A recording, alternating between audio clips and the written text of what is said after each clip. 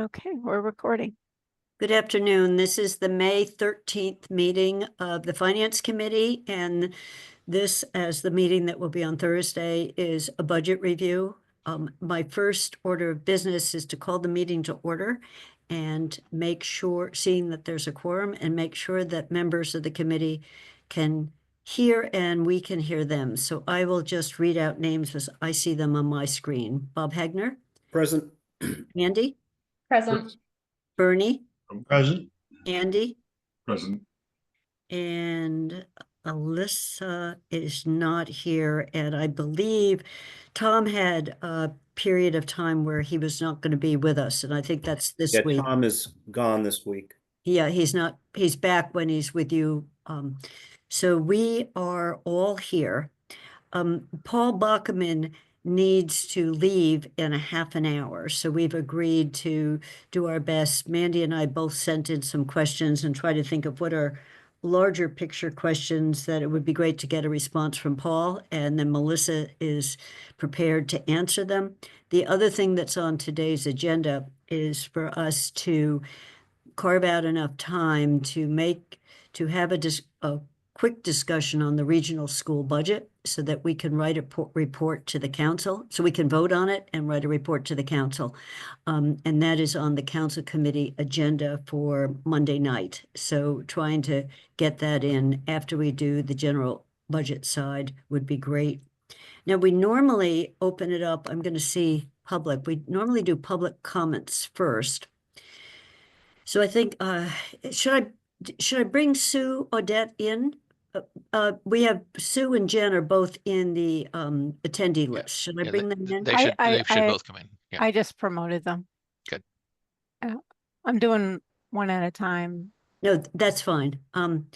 So if there are any public comments, if you could be brief so that we can move on. So I'm just asking, are there any public comments at this point?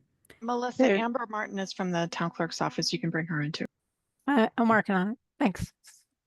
Then we don't. Okay, so Amber is here from, okay, great.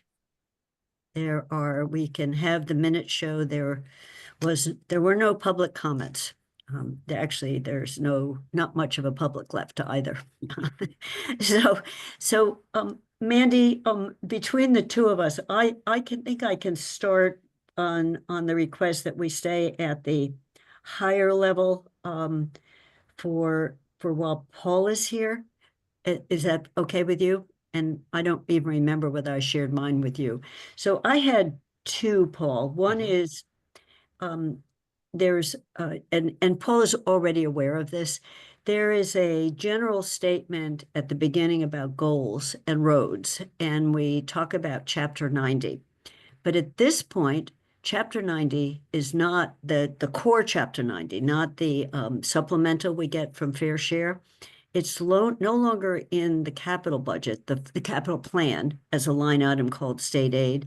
And when I looked at the appendices for grants, it's not in the grant either. And I realize we have to estimate it for FY26, but it wasn't that I downloaded. You gave me the last 10 years worth of basic chapter. 25 years, actually. Yep. 25 years, but it's hovered around the 830,000. So my request, I'd like to hear a reason why it shouldn't show up somewhere. I'm not saying where it should show up, so that when the statement on the goals is spend 1.5 million on roads, and we've got 750 in the cash capital, and without Chapter 90, we're nowhere close to that. But with Chapter 90, we're on target. So it's just a request to put it somewhere, and I don't have a preference on where it goes. I mean, it's always been in the capital plan, so people can see it. So that's my bigger picture thing. And I think we could label it grant or label it allocation. It's not cash capital. It's not X, Y, or Z, but we could designate it the way we do ambulance fund, where we say this is the source. Yeah. So I think we're just at a disagreement on this, Kathy. I know you've expressed this to before during when we discussed the capital, and we don't put all the different levels of state aid into the budget itself. And I understand what you're saying, that we want to get credit for the chapter 90. I think it's it's fine to identify it. We don't know what that number is going to be for next year. The governor is recommending much higher amount, which is really exciting. I was just on a call with the lieutenant governor, and they're really trying to push that. We're hoping it'll be more. I don't think that we're hiding anything from the public. So I just, Well, if you look at the grant page in this year's budget book, so it's not a grant.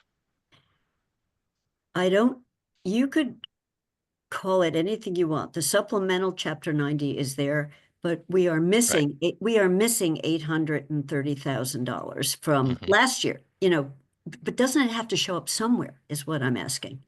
Not in the municipal budget. It doesn't require appropriation by the municipal entity. You're a town council appropriating local funds, so it doesn't require an appropriation. I think that's our point on this, is that hey, Melissa, do you want to speak to this at all? No, well, we don't appropriate, but chapter 70 either. We don't appropriate any of the state aid. Right.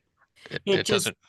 And it was always, so for it not to appear anywhere when we actually have it in a budget seems to me flawed reasoning. So I'll let Mandy jump in, and then I'll just say, so quite frankly, you can do whatever you want, but it is not a general fund account, and the general fund accounts are not part of the municipal budget. And that's why there are many grants and other funds that do not appear in the budget. And I have never budgeted that other places. I understand that you always have. It's always been a separate sort of standalone, this is how much we got for chapter 90 this year. And I will say too that yes, the 800 is the base amount.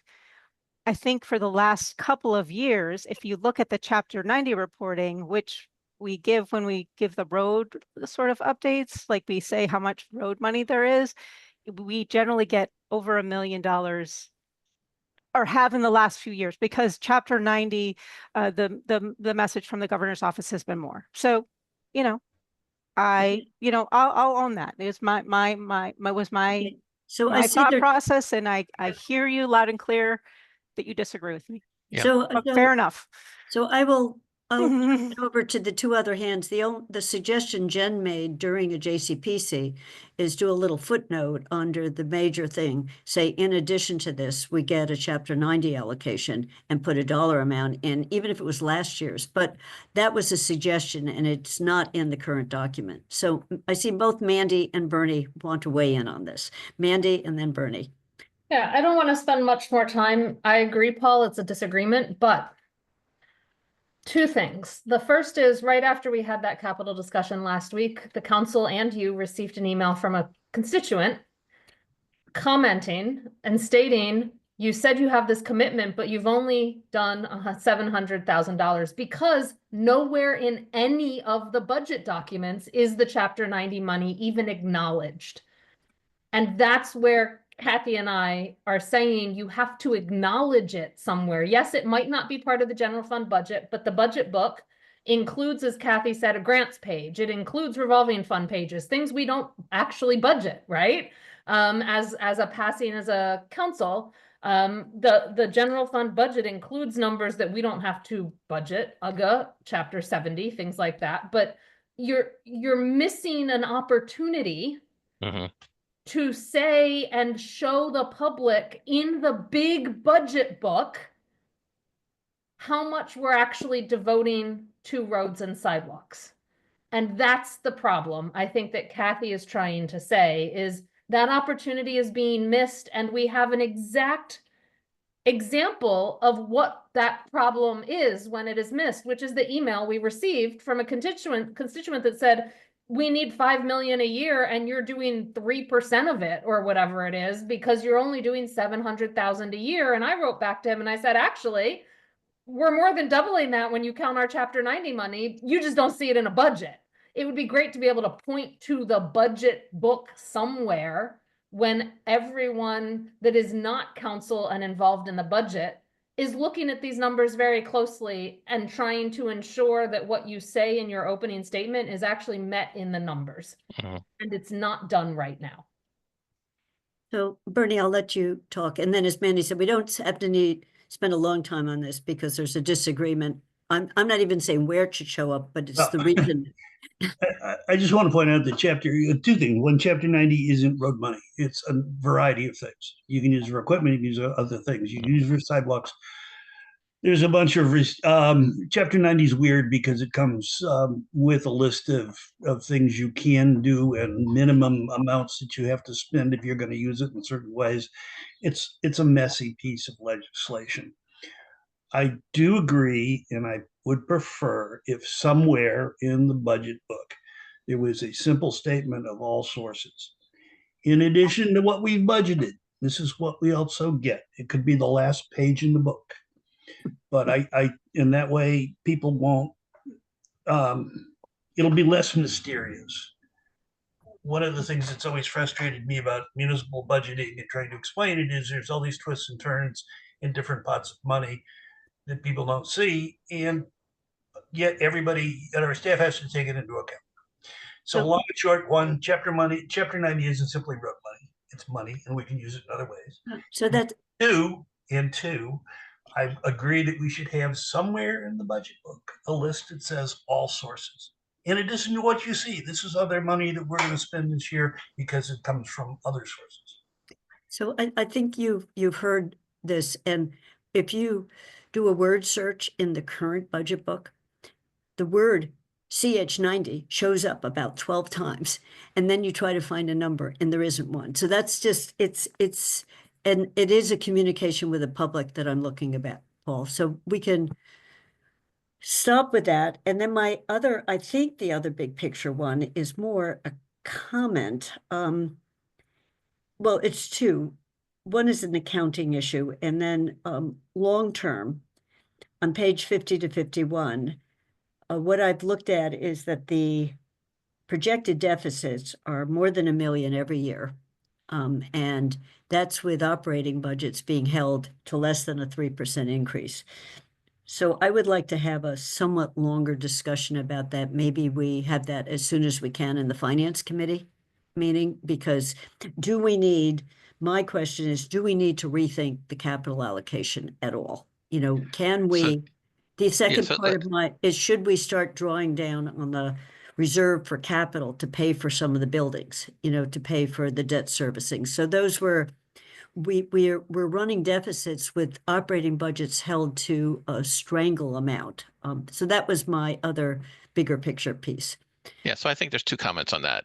One is it's not unusual for us to show deficits at the beginning of the year. We show pretty much every beginning of every fiscal year, we show a deficit, and because we're conservative in our projections for revenue, and we're conservative for our expenses, and we know that changes over time. It's not unusual to show out years. I mean, we can manipulate that, but I think that's not unusual. We often start this fiscal year, we started with a deficit, and you saw that, and then we try to close that over time. The second question is more important in some ways in that what's the allocation for capital? And I think that's a year-to-year conversation. I think we've really tried to focus on maintaining our commitment to capital, because we know both the infrastructure and our major capital projects are going to require a commitment to capital. And once you lose it, it's really hard to build it back in. So we know that we've already lost 0.25% this year in order to accommodate the ongoing expenses that we have. I think it's a really important conversation when you get to your financial guidelines to have that conversation in the fall. Okay. So I will just leave it because it's the operating budgets in the past. We may have always had 2.5, but it's slightly under 3% for all of the operating budgets when I did it. It's didn't round up to 3.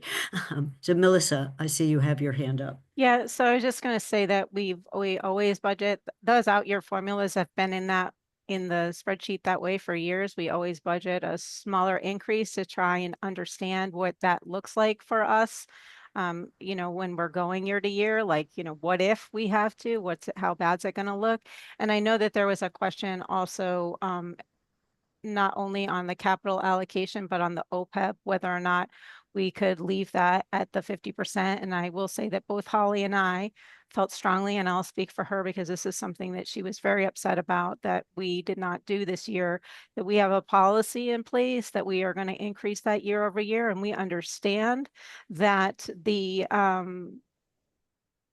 that may be taken off the table when we get to the current year at hand based on the conditions, but to not have it out there says that we're planning not to meet our own plan for funding that liability. So that's why, we put it in there, and we know that it was changed in this year.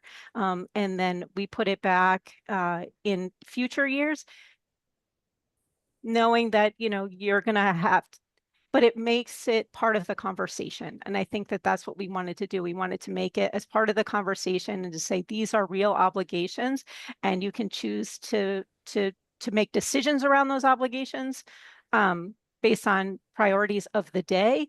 But to not put them in there just says, oh, we're just not going to pay attention to that anymore. And that was my opinion. And guess what? You don't have to deal with me anymore. So there you go. So Mandy, and I'm going to say that those are my two, if I had to say what are the biggest picture, I think the others can easily be handled by all the staff that you brought in. But Mandy, do you want to chime in on this or or segue to another topic? I have two big picture things. One that might be easier to answer than the other one. So I'll start with the one I think is easier to answer, which is you've stated, and we can see in the budget book, that the operating side, well, the expense side of the operating budgets, there's the payroll side, and then there's the equipment. It's not really equipment, but expenses that aren't payroll.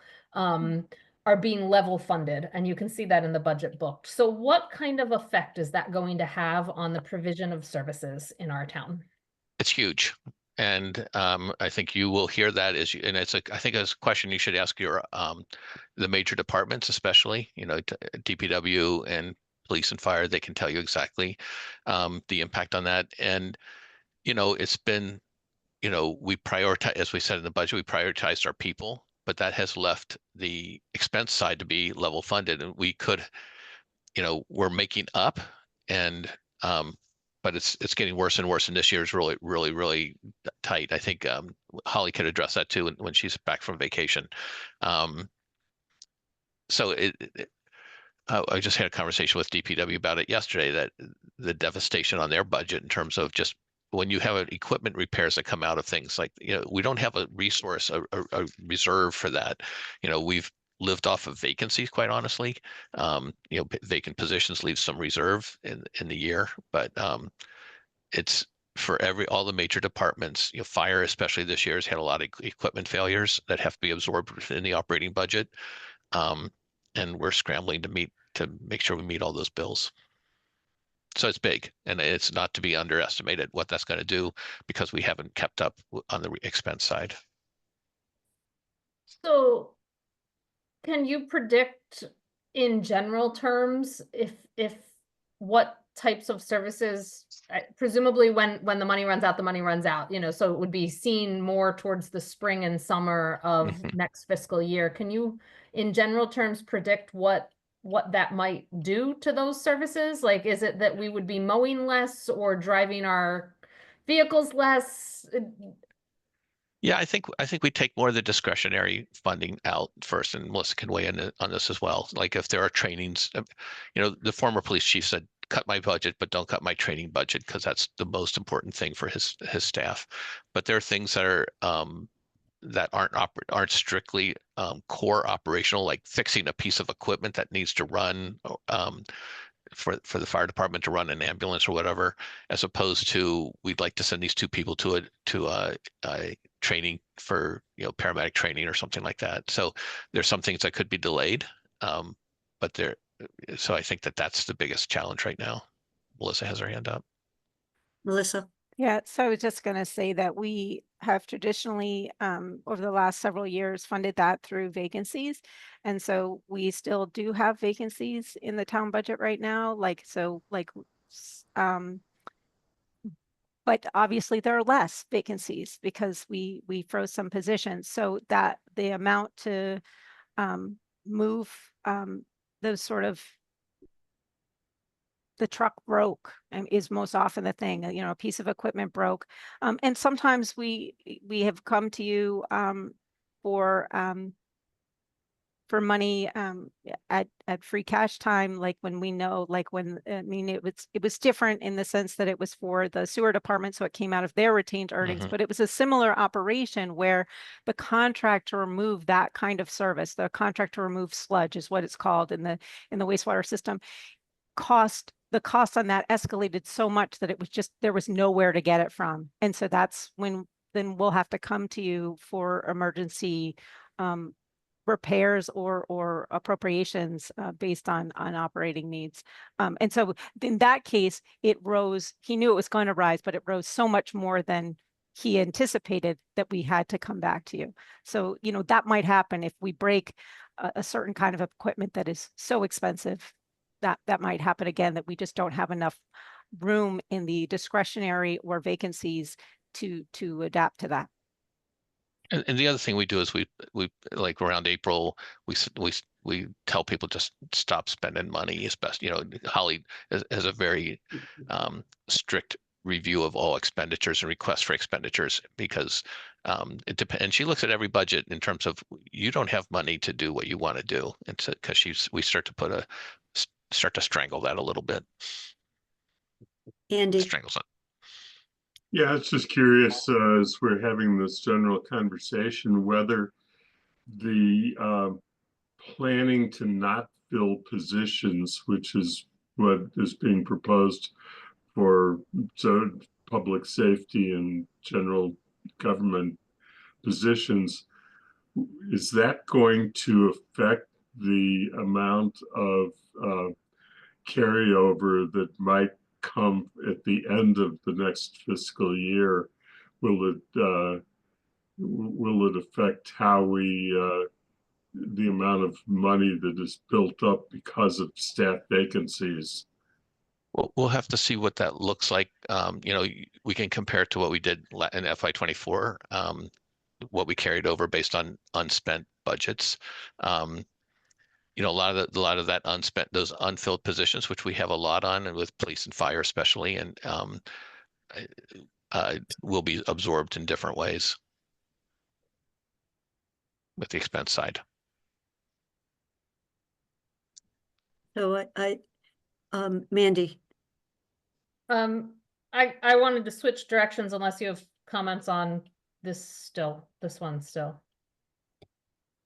Kathy. Yeah, I think that's a good thing to note, you know, and some of it may be, you know, when we do an executive summary, it's a good thing to pull out Mhm. because it's not department specific. It's and just the only comment I have on this is in one of the public comments, there was the schools have to budget for those operating expenses, and you don't necessarily have to. So I didn't know, you know, whether I have to look at the school budgets to see how much they've level funded the same kinds of things, because my sense is, for the most part, they didn't, but their expenses are quite different. You know, it's cost of a van driver and, you know, buses. So just would the schools, you know, the schools can't stop running in the spring, just don't spend anymore. You know, I have Well, no, no, they do the same thing we do. Yeah. We all have to manage the same situation. you know, so, but you have an easier ability, I guess, to come back and say, we need an emergency allotment, and I'm talking just the expense side of the budget. Yeah. Well, the schools have that opportunity as well. Okay. And we don't come, as you know, we don't come back to the council looking for appropriations for operating. Okay. Bernie and then Melissa. You're muted, Bernie. I probably should keep the microphone on because it'll keep me from saying things that are outrageous. I'm having a tough time. I always have a tough time with these discussions because I've lived municipal budgets for over 4 towns and 40 years. And I think we do And Paul, I've given Paul enough grief over his time here, whether I'm on a committee or not. I think Paul and his staff do a remarkable job of skating on very thin ice to bring this thing home every year. I am firmly of the belief that we are understaffed and underexpensed on the town side, the administrative side, and find myself reminding people that if stuff in town hall doesn't work, everybody goes broke. So we need to keep that in mind. I also like to point out that school budgets not really, it's sort of a spending plan, because schools are authorized to spend that money for any lawful purpose, and they can slip and slide all over the place with their budgets. We aren't quite on the municipal side. We don't have that degree of flexibility. So it takes a different planning. The other piece that and this is my last term on the finance committee, so I'll repeat this a couple of more times. Just because the town is not for profit doesn't mean we can't or shouldn't retain revenues, because those retained revenues are the source of funding for capital projects. Capital is important. It's the source of revenue when we run into an emergency situation, regardless of what piece of the town you are. And these are lessons I think we need to do a better job of somehow communicating to the rest of the community, and to the folks who operate the regional government. So that's it. I'll get off my high horse right now, and but I do want to say thank you to Paul and his staff and Melissa. We will miss you. If we could get you to reconsider, please. I guess people have already tried, but no. So again, this is tough stuff, and that's it. Yeah, and I am taking notes, Bernie, so you should be looking at the executive summary when we write it this year too, to make sure some of these thoughts come back in. So we've got a few more minutes of Paul's time, Mandy. So did you have another one? I did. So I ask a variation of this every year, but when you look at, and this goes beyond the general government section, but DEI, senior services, recreation, library, all do community programming. When we look at their programming, how are we ensuring that it's neither duplicative nor overlapping, not just in the programming that's offered, but in the scheduling and, efficiency of making the programming happen? So it's not just making sure that X reading event, say, or X sports event is not offered at the same time in two different locations. It's making sure two employees aren't trying to contact the same people. So do we have employees that are essentially duplicating work because they're setting up these similar programs for similar populations, but at different locations? How are we looking at restructuring the departments to ensure that there's robust programming, but that it's created and offered in an efficient manner? Yeah, I would respond to that by saying there's a lot of collaboration and support for each other. So you're right that library does programming, recreation, DEI, CREST. There's lots of different departments that are all in the same space, but they really are, and seniors even. But they're communicating really well together. They say, I'm planning on this. This would be great for and they offer support for it. I think they try not to overlap or duplicate. And I think, Pamela and Philip are here. They can speak to DEI's role, because we really have tried to, and they have taken the initiative to include DEI initiatives in all kinds of functions that the town offers. For instance, at the sustainability fair, really important to have a DEI perspective there. DEI was present, CREST was present. So because these are not siloed areas, and being able to include and welcome people is really important. And I think the library has a very robust initiative, and and they're available. They bring books to lots of different events, and for the global affairs event that it was so popular, it had just so many participants in it. People could take out library books right then and there. So I think that I hear what you're saying in terms of like, are we overlapping? But I think it is more like collaborating, and I think again, Pamela and Philip could probably address this since they're in the room right now, and you could probably talk to Ray or Sharon or anybody about how they work together, because it is really, they're talking to each other all the time, and Angela in our office and Sam as well. Bob, do you want to follow up on that? I don't want to, I want to just mention one other thing before Paul leaves, so. Mhm. Okay, Can I go that'd be ahead? fine. Yeah, absolutely. And this was, I won't revisit this, Melissa, with, my question was also the HR has a 2-person team, DEI has a 2-person, these are small teams. And to what extent do we actually have a 4-person team on some issues, not on every issue, and there's the Human Rights Commission. So I had a similar question, and I think that answer works well for that. And so Bob, well, you have a few. Yeah, I just think it's time to start planning for what we're going to do with Wildwood. I know it belongs to the school, it does belong to the town, but I mean, it's going to be vacant at the end of June of next year. So it's now would be the time to form a group to start thinking about what we're going to do with it. So I don't know if you've thought of that or not, but I do think, and also like any of the other vacant buildings, like the South Street, whatever it's called, the school on the South Common. We need to, these are assets that we have that we need to, figure out what we're going to do with them. So. Yes, so just you're absolutely right about Wildwood. It's a major policy decision for the town, assuming the schools say we don't need it for education purposes anymore. Now, we have done some assessment of Wildwood. We have a scanned 3D drawings of the entire building, so we know.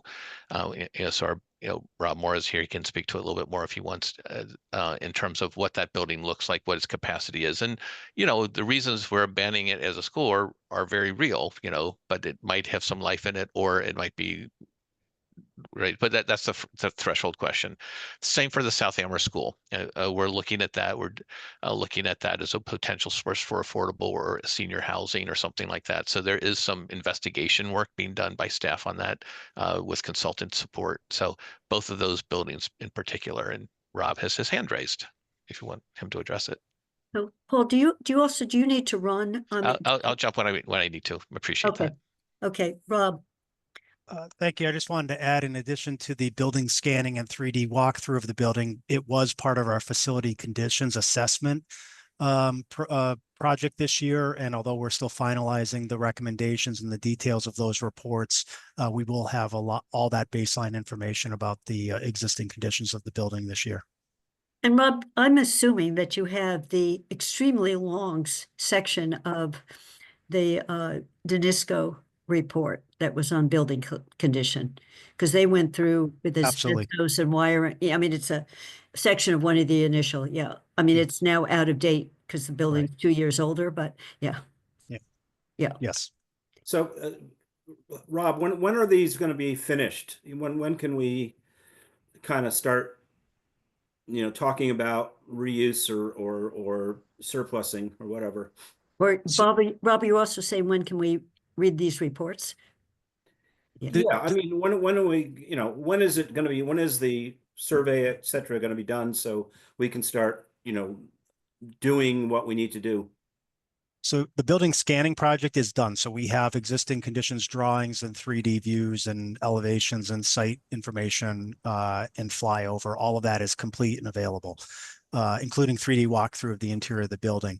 The facility conditions assessments are all in I'd say advanced draft form. We are at the point where we are questioning some pricing on estimated cost from this firm that is from down south, and we believe have to make some adjustments for our area and public bidding and so on, that we're just working through those details. Drafts are available. If we were to distribute them, I would say do not focus on the dollar amounts. I think they're extremely low in the condition that they are in, and we're just trying to get those finalized so that the reports so it works better with the reports and the recommendations, but the general information is all collected. The on-site work of the firm is complete. So yeah, just to support that. So these are drafts. We have the first drafts. When you put something out there, everybody latches onto the numbers and then they say, why'd it go up? You know, like, well, we're not Yeah. even there yet, right? We have to do the due diligence from our staff's expertise. So I think when those things are prepared and ready, and I think we're not too far away from it, but It truly is just a staff capacity and, availability to work through those with the firm. This department is a staff of one, with Jeremiah doing most of that work and others helping when we can. So this year for sure. But Yeah, I wasn't it's- putting pressure. I just, Yeah. I just would like to know that when they're ready, so we can start really thinking about what to do with these facilities. so that department has made great progress in, using ARPA funds, quite honestly, and achieving this. Oh, Bernie, Real quick, anchoring is a real phenomenon. So, when you do reports like this, the first numbers you see are the numbers that you remember and you latch onto. So it would be better to report a range. And if you're going to report a range, start high. The other thing I would hope is that for both Wildwood and for the school that's just down the street from me, I hope there's a bring the bulldozer option. I think we can waste a lot of time and energy trying to reuse a building that we've already said isn't terribly useful. And I have not been in the school that's down the street from me, but watching it over the years, let's bring the bulldozer and use that lot for a better purpose. And I have no idea what's in Wildwood. I look forward to reading that. But again, bring the bulldozer, demolish the building, recycle it, has to be an option, I think. Thank you. you are now on record for that. Okay. So I'm going to exit now. Thank you. If you're, Thanks. yeah. Thanks very much, Paul, for squeezing over a bit. Yep. Thank you. So, Mandy, I think, Melissa, you put our two sets together so we can avoid overlapping. I can guess a couple of the ones that I would like to have an answer to now if we can. So maybe I'll go first, Mandy, if that makes sense to you. So for the elementary school, the extra money that we're putting in out of free cash, the 1%, it shows up on the expense side as an expense for the school, but I couldn't find it on the revenue side on how we pay for that. And yet the revenues and the expenses balance. So I think that it accidentally, Holly caught this last week, is that it shows up in the miscellaneous. It's Okay, so I combined, figured it's combined in that number. And I guess that's also how we did how we did it last year. So I think that the ARPA money ended up in that miscellaneous number or something like that. So in one part of the 5-year forecast, it's separated, and another part it's not. So, Okay. but it is there. It does tie, but you're right, it is mislabeled. Yeah, I assumed it had to be somewhere, otherwise it wouldn't balance. You would be spending money you don't have. So, so that was my question on that. And then this is more a minor one, that there's a list at the very beginning of the staffing and what's changed across departments. On facility, it shows no change from the prior year. But on the facility page, it shows an increase of 0.8 FTE. And I'm pretty sure that's all Bob Parent. And, I don't know what year he became part of the budget. And I know the first time he was on our budget was all ARPA funding. So it was one of these. So there's just discrepancy on one page which shows no staffing increase there, and another page that shows a 0.8. They both have the same total. So it's not the totals are different. So that is just purely, I don't know when the ARPA money ran out for support of him, but I know my memories was 3 years worth. And so I don't know where we are in the 3 years. Yeah, so I know that he's fully funded in this fiscal year. And so that, like you said, we must have not tied out all the different Okay. places. And I believe that um was absorbed in fiscal 25, maybe half a year. Because we didn't have any staff on payroll after December. So anyone that was being staffed as of December had to switch. So we probably just didn't manage the transition quite right Okay. there. No, I can figure out how to write that up, but it was Uh-huh. just that it is a position that it's, if you've been on the council for a while, it's a new position that we have, the special project coordinator, and it's been very useful. And initially it was proposed as temporary to get us over the hump of all these Mhm. big projects, but the big projects aren't going away. So Right. it makes sense. So I think we should probably in the finance report on this general staffing, and when we do facilities, Bob, when we get to the facility side, or we're at it now, should just point it out. So Yeah, and I can look back to what you're talking about and sort of I can figure out exactly when it switched and where we made the mistake in the budget like that. okay, then the other one I have that I think both Mandy and I had is on the employee benefit page and then health insurance. It shows the number of people, individual plans, family plans, and it seems to add up to more than the total staff. Are we carrying any school staff at all in our in the health insurance amount? When I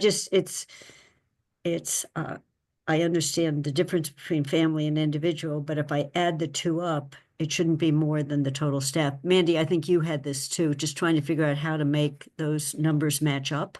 So I haven't looked at it, so I'll have to look at that and understand that. But I will say that so I'm not I'm not sure how the elementary school, like, cause they're on our bill, but I know we separate it. You know what I mean? Like, cause they're considered town employees, so they're part of one thing. And then I do know that we also we insure retirees. That's part of being a municipal employee. So I don't believe that it's in that count, but that's the other thing I could look to, like a post-retiree um Who's who not would yet still who's not yet Medicare. He's not yet Medicare. Okay. Yeah. So So it's- I don't know, but I'll look into that and find out like what the difference is.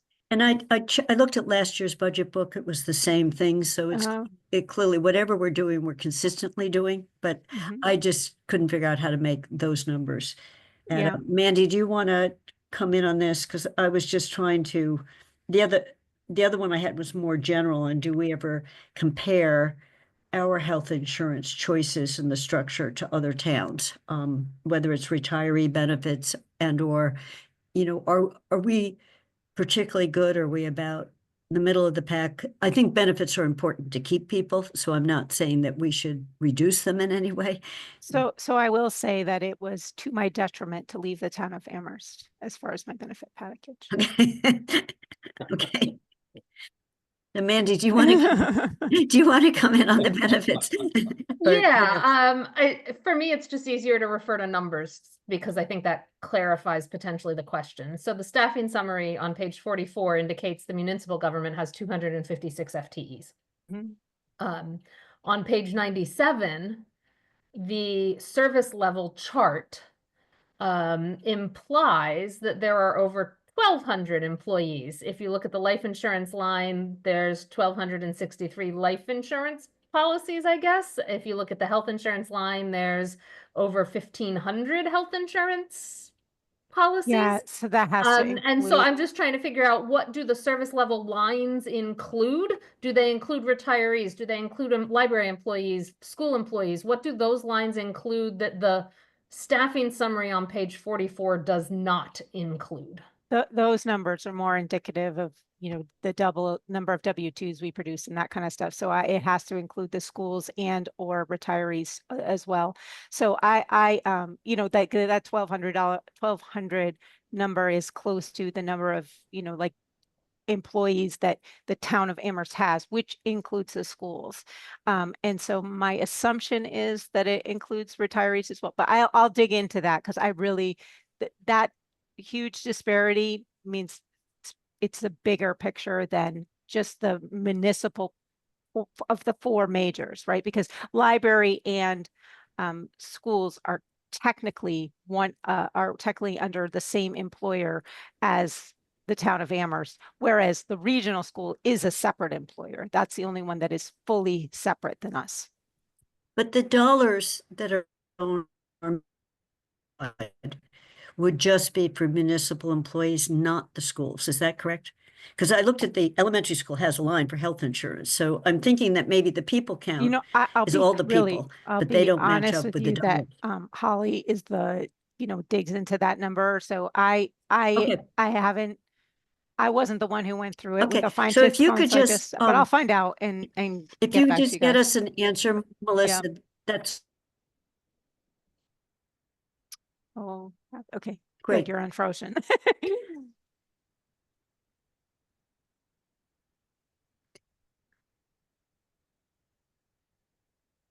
Do you want me to just, do So you have some other ones or? Yeah, no, I have some other, well, I'm seeing the staff that's here too. So I had, you know, Sean is here on IT. So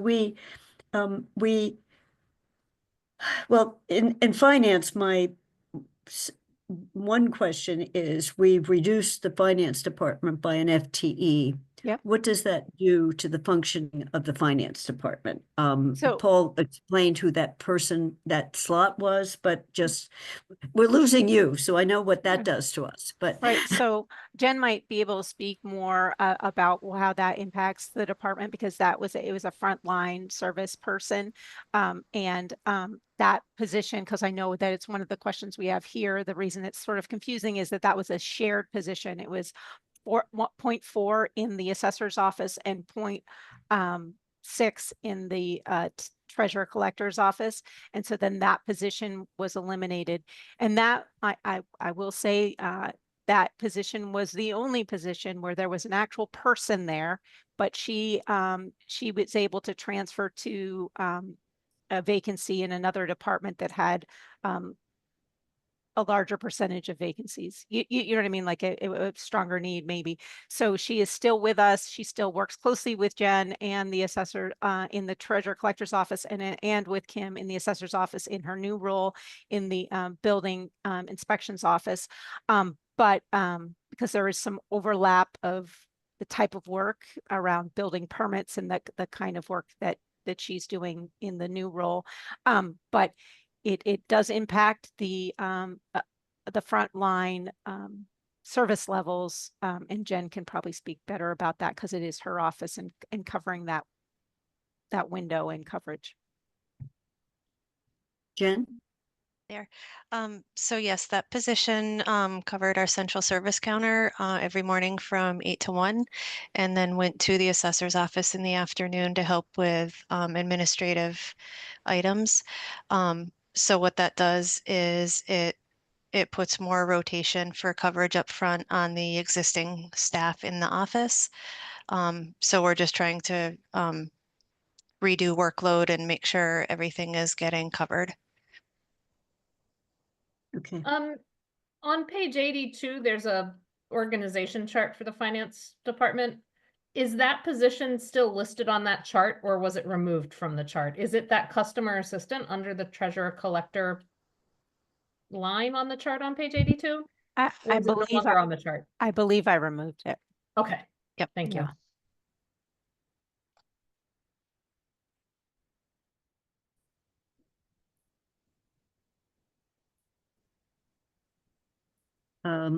Well, I'll stay on the finance department, and this is a question, I guess, a combination of you and it may be also Holly. But the last several years, as you know, the investment income has been higher than we put in the report. We had in the projections, and it was because of the delayed capital projects and that the money was sitting there ready to be used. To what extent do you know already what those projects are likely to be in FY26? Or is that always, and on JCPC, so people know that we're on 3-year lags between ordering a fire engine and we get one, or some of the other equipment, it's on a lag. So we budget the money, but we don't spend it. And I'm thinking that I know a big chunk of it was the school, the combination of we moved 5 million out of reserves and we secured bond, and so we'll be spending it down. But do you have a sense of, just looking at what's in the queue, are we talking about there's a regular $5 or $6 million in there that's earning interest? And then, of course, we don't know what the interest it will be earning is. And I'm not asking for a specific answer, and to what extent you can internally see that based on, lags on its book to spend, but then we're not going to be spending it in a 12-month period. So, and some big projects that I'm aware of, just because we were looking at them to make sure that we, well, that's not true. I was thinking how the radio project, there was a delay in the procurement, and so therefore that money didn't get spent because it was borrowed. We didn't borrow for that money, so that's not part of our cash reserves. But Jen can probably talk about how much she feels like she has in surplus right now and how quickly it's going, because I know that before, I think just even last week, I put in, I send them little warnings, we're about to spend $2 million on the warrant this week just for the school project alone. And that's sort of the commonplace every time we get like Kathy, you've been in the school building. So those are going to start to move really fast. And then we'll start to move fast on the library if that construction project gets going once we start laying that. And then that we know, I think we've heard that we're going to get delivery on some of those older vehicles now. We don't have a lot of vehicles in this round. So those, I don't anticipate us having a lot of money laying around for. And then the only other thing is like, is a project stalled, so of the, I'm thinking of the big ticket items, the maintenance item, how quick is Rob and Jeremiah ready to get moving on spending that $1 million? Or did they have a project already lined up? But I know that they haven't, I don't believe, actually, Rob can speak to that they haven't procured it at this time. So, that's kind of where I guess I don't have a good answer, because the smaller dollar things like the 20,000 here, or the, they go fast.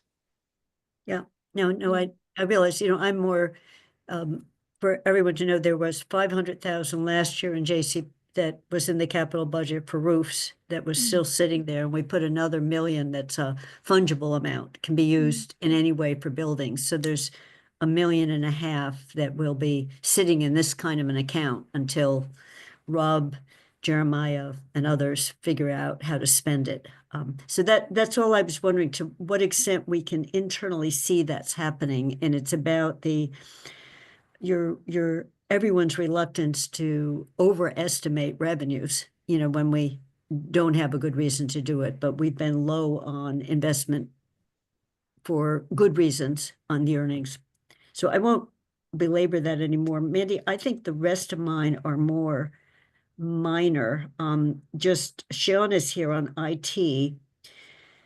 There's still a budget for buying new software for the finance department. And we were told in finance, in JCPC, that if we do that, there's a licensing fee. Does that licensing fee hit us in FY26, or is that not till 27 is my question? Is it in the budget in anticipation in it, or is it? So I can speak to that, Kathy, because it's my little special gift to you. Your all. package. But we wouldn't have a licensing fee until the software is procured and selected. And I think that the decision was made internally that while I was a big advocate for it, and I believe Jen and at least Sean and at least some of his team were big advocates for it as far as being an efficient use of staff time. And, you know, as we sort of shrink our departments and how we can more effectively use our people, that it was a tool. So there was a reason for it, but that decision on which software to implement and when to start that implementation should be left with the new finance director so that they, you know, choose what works best for them. Okay. And if they choose that this is not a good idea for them, then it'll go back to finance committee to use for something else. So I'll go through my, I see we've got the Pamela Young and Phil. My questions for both of yours was just this two-person departments and working with each other. And I think Paul has already answered that pretty well, but if you want to respond to that, and then on accounting and general category, no, on town clerk, there's been a huge decline in registered voters. Do we have any idea why? Was one of my questions. And the other was, there's been a big increase in services for notary services. And if anyone's tried to get things notarized downtown, you used to be able to go to Hastings or Bank America. So I think everyone comes to the town now. So my question for that one was, do we charge? So those are three I'll just line up. And I don't know whether Phil and Pamela want to talk any more about these, your two-person departments, and you're doing Human Rights Commission. You're also, you know, you're staffing other department of committees as well, and how that all works. So Sure, I can jump right in. So we staff both the Human Rights Commission and the Commission for Persons with Disabilities. When I started the position, this DEI department actually staffed 4 committees. They were also responsible for the CSSJC and the African Heritage Reparation Assembly. African Heritage Reparation Assembly sunsetted, and the CSSJC is responsibility of the CREST director at this time. As far as your question about collaboration or partnerships or overlap with the other departments, as the town manager said, we work in collaboration with all of the departments that you mentioned. There's not an event, a large event that's planned in the town that does not include, as part of the planning commission, members from the library, members from rec, members from the CREST department, and the Amherst Global Village is a perfect example of that. They were all invited to the table, they all participated, and they all had a role to play in the planning of that event. And that's true for all of the major events that we have. I think the other part of the question that the town manager did not address is that the DEI department has reduced the number of large events that we're sponsoring. In the past, we held events for almost all of the cultural and ethnic groups in town. So we had Juneteenth, we had Lunar New Year, we had Black History Month, and we decided to move to one event that would allow us to really showcase all of the various members of the community and their cultural and ethnic backgrounds, and that would allow all of those members to come together rather than having distinct events that didn't attract everyone to the table. So I think the Global Village did bring everyone to the table, and folks had a chance to see and learn from other members of the community. Thank you. So, Mindy, do you want to continue this, or do you want to shift to my Sue question? Yeah. So I'll stick with DEI because maybe if we finish all the DEI questions, we can let our DEI department go then. If we stick to one department, we can maybe not have everyone stick around the whole time. You know, thank you for the answer. That makes sense with the large things, but when I was looking at the DEI upcoming objectives, it says things like expand youth events, including youth entrepreneurship program and youth know your rights program. And I look at that and I say, our recreation department has a lot of youth events. Our library has a lot of youth events.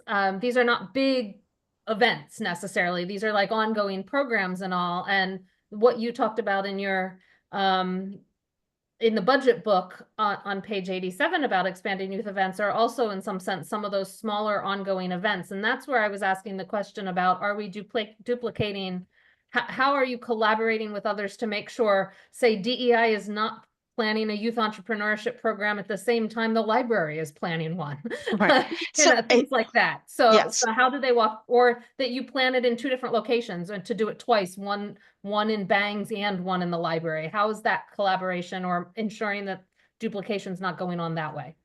So I think the first part of my answer also is the part of the answer to this question, but I would also say that there's a distinction between some of the events that we're doing with youth and the events that are being done or sponsored by the other departments, particularly the library or recreation, which has more of a sports focus. So our events have been designed to really meet the needs that were requested from the CSSJC, or actually that was the Community Safety Working Group, that report, which asked specifically for youth empowerment events that include some targeted events for students of color and youth of color. Our events are open to all in the community, obviously, but the focus has been meant on sort of addressing some of those needs. And as I said before, there's not an event that we plan where we don't have a conversation with other departments in town to make sure that we're not duplicating efforts. And generally, we're asking for help because we are a department of 2. It's nearly impossible for us to do all of these events without assistance from other departments. So we lean heavily on Crest. They're our next door neighbor on the floor, but we also lean heavily on the library. And as Paul mentioned, the library, I think, has attended every event that we've planned by showing up, by bringing books. We've also had Rec attend almost every event that we've planned by showing up and providing programming for younger kids or assisting in other ways. Thank you. You're welcome. So I saw Sue turned her camera on when I got to town clerk and elections. So I had the 2 on this. It's not, I don't know what we can do about it, but it was a big decline in registered voters. And then the second is, do we charge for notary services? Because it's, even if it's a marginal fee, it looks like we provide a lot of them. Yes. Hello, everybody. And I have to dare say that this is probably my last Zoom meeting. Oh, no. No, I'm kidding. So the voter registration, so this is kind of old because it goes back to 2020 when COVID hit and all the students went home. That's our transient population that raises or lowers the number of registered voters in the town. And when they went home, they all registered to vote at home and voted by absentee ballot. But at the same time, the Votes Act brought on the ability to vote by mail with no excuse. And so we saw this when they came back that, we did a voter registration drive a couple years ago and tried to register voters up on the UMass campus. And we kept hearing from people, oh, I'm already registered at home. I'll just do a vote by mail ballot. That was the answer that was given. We didn't get one registered voter all afternoon. So that's what's happening. It's been a shift. People are voting in their home communities, even though they're living here. So it has been creeping up a little bit, but it's not to the levels where it was in past years before we had vote by mail. And then on the notarizations, we did actually raise our fees because, as you can see from the levels, what was it? We did like 1,260 notarizations in FY22 and 1,106 in FY23. It got to the point where our customer service assistant was standing at the counter almost all day long on many, many days. And I said, this is getting crazy. So we did raise our notarizations from $5 to $10 per notarization starting on July 1st of 2023. And it's gone down a little, but it's still, right now, I just did a quick scan. We've done 817 notarizations so far this year. And we're not even done with the fiscal year. So it has gone down. Happy, but sorry to interrupt. Can we say thank you and farewell to Pamela and Oh yeah, sure, absolutely. Pamela and Phil, you can leave us. Your time is valuable. Thank you very much for joining us. yeah, so that's pretty much. Those are the, answers to your two questions. Those were my two. You know, I think, Mandy, you had one about planning for the elections, yeah, so let's stick with that. And I don't remember exactly what your question was. Yeah, I mean, I could be wrong, but so I'm sure, Sue, you will correct me if I did my math wrong on estimating elections, but the current fiscal year had 2 elections to run. The fiscal year that we're talking about, FY26 budget, likely includes just 1 election to run, I think. But the budget for elections has not been reduced for election worker pay in FY26 as compared to FY25. So can you just explain the reasoning behind not reducing that pay in FY26 to match the number of elections being held during the actual fiscal year? Yeah. I've actually never touched that budget. We leave it alone. And I think the reason for that, Holly would know. Yeah, you're nodding. I think it's because in case there's a special election, that sort of thing. So we just leave it alone. And we'll end up being one of those departments where there's excess cash at the end of the year that other departments can borrow from. I tend to not spend the budget. I'm very conservative, but going forward, I mean, you could do what you can. It depends on costs that you don't have any control over. But anyway, as far as that goes, I don't touch it. Thank you. If I think I've covered all of mine, Mandy, so. if I could just talk to, with Holly not here, I'm going to make some assumptions about why we do that. And my guess is that if it goes up and down like that, then it's hard in the year that you know that the elections for it to come back. And so it's just easier to have it based on a high number of election years and have that as a constant. And then, if the department doesn't overspend, and doesn't use it to, have special lunches or something like that, then I'm kidding. Of course, Sue would never do anything like that. But if then you don't have the problem like, well, like all of a sudden this year we have to go up, and where are we going to get that from? That's my assumption on why we've always done it that way. That's what I figured, but I thought I'd ask the question. That was my only elections / clerk question. Okay, I had a more global question that is probably impossible to answer just on the town council support. I see how many meetings are listed that are town council related.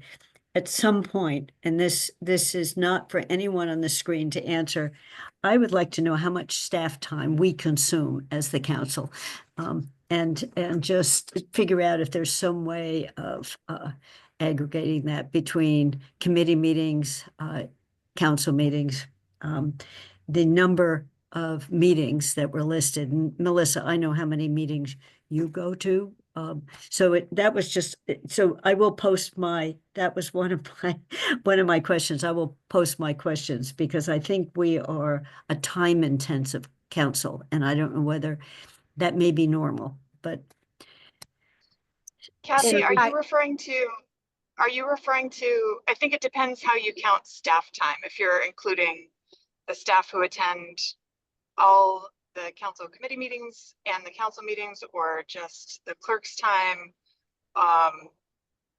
and so on. So I think you and I could get together and dive into that number. But if we're all set with Sue and Amber, and maybe Sean, can we let that? I have questions for IT.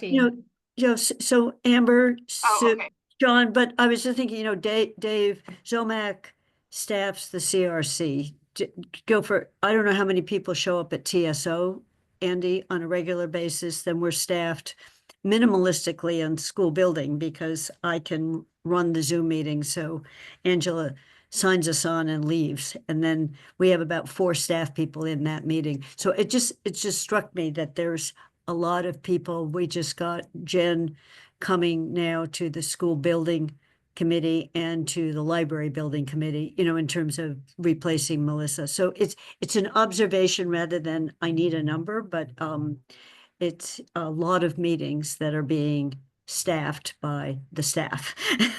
Yeah, Bernie's nodding we can his run some head. reports. Yeah, Yeah. we can run some reports based on our Zoom usage and give you some estimates. Okay, thank you. So I will say, Kathy, having worked in several other communities, the staff time for this council is more than your neighbors. It's not a good or a bad thing. It just is, it's a different structure and it demands more attention. Thank you. Mhm. Melissa, are you speaking about communities that have city forms of government or Yep. town forms of government? Okay. City forms of government. I've worked with both. Every community I've ever worked in has been a city form of government, either with a town manager or with a mayor. So those are slightly different, but I've been in 5. So That's good. And maybe I'll do an exit interview with you, Melissa, since you're not leaving the country or the state. yeah.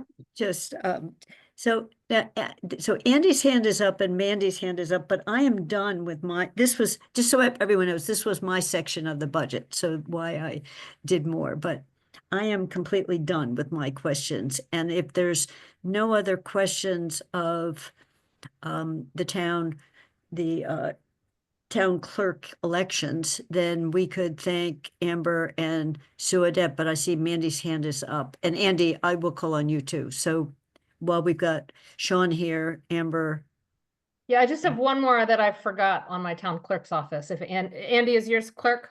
Go ahead. Okay.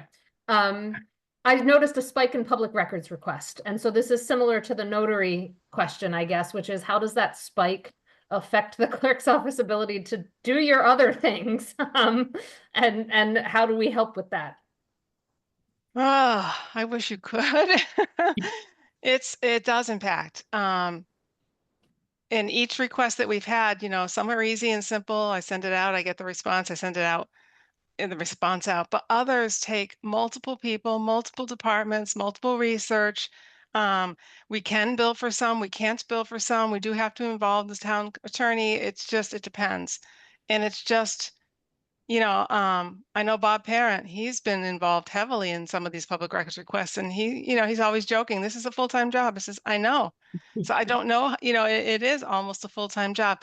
I do believe there's state legislature, there's some senators and Congress people looking into this in other parts of the state, because it has put a huge burden on the clerks. I don't know what's going to come of it, but I guess all we can say is that when it gets to the point where we're not doing our other duties, we're going to have to say something. It's not quite there yet. Yeah. Thank you. Okay. Anything more for Sue or Amber? Andy? Yeah, actually, I was going to go back to something that you had raised, Kathy, which was the question about whether the council is absorbing a lot of staff time, but it's not just the council. Having observed Amherst government for quite a number of years before we had a council, we've always been very committee driven and have had probably more committees than a lot of other communities have.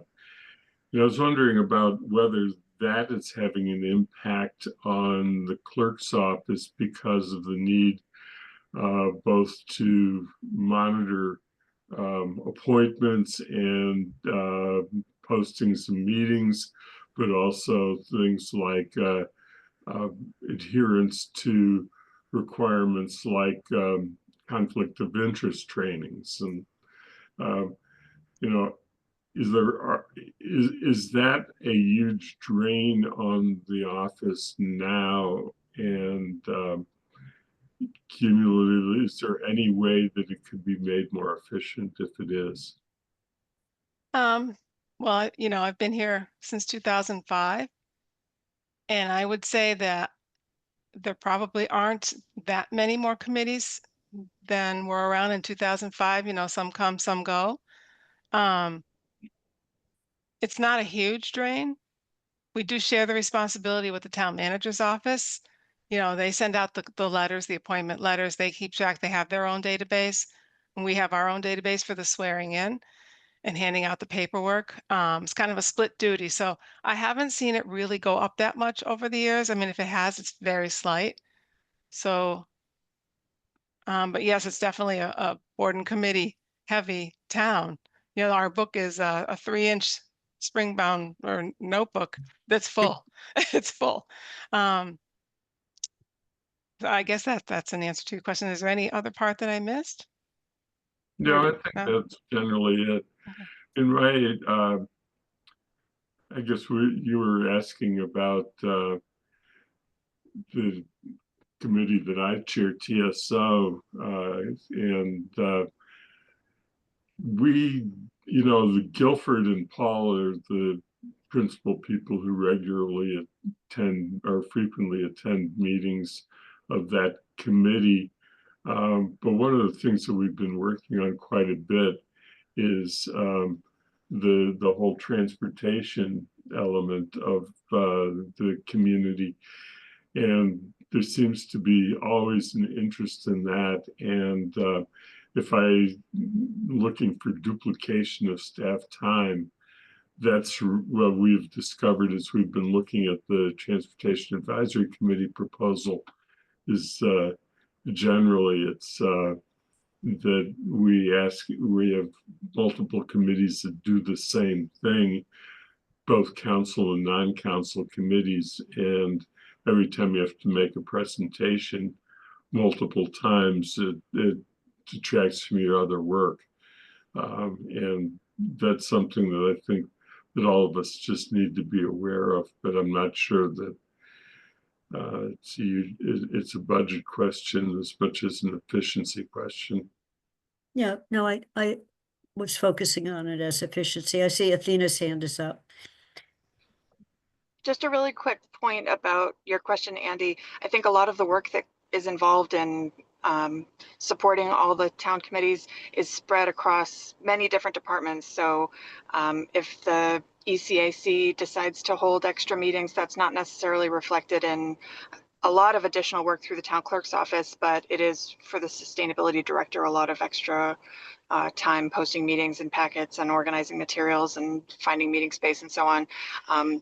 Bernie's committee just formed another subcommittee. So the Charter Review Committee is now 3 separate committees that posts meetings and packets and materials and so on. And that's not reflected in the budget. So you'll see a lot of that spread across the different departments that support committees, not necessarily in the town clerk's service. Bernie, and I just sorry to throw shade at you. No, I'm like at this point I'm 1/8 of that committee. But I'll be willing to take the blame for it. That's the Charter Review Committee, which wasn't resourced. You know, we have Athena to lean on, and we came back to the council, asked for money. Again, having observed this town and sort of committees in this town, every committee generates demands somewhere in the system. And some of the stuff the committees do would probably be better done by staff if we had staff available, but we don't necessarily have it. We're staffed kind of thin, or we don't have a good resource pool. So when I was in Franklin County, I could rely on the FERCog to boost staffing for me, and I didn't have to have committees to do some of the work.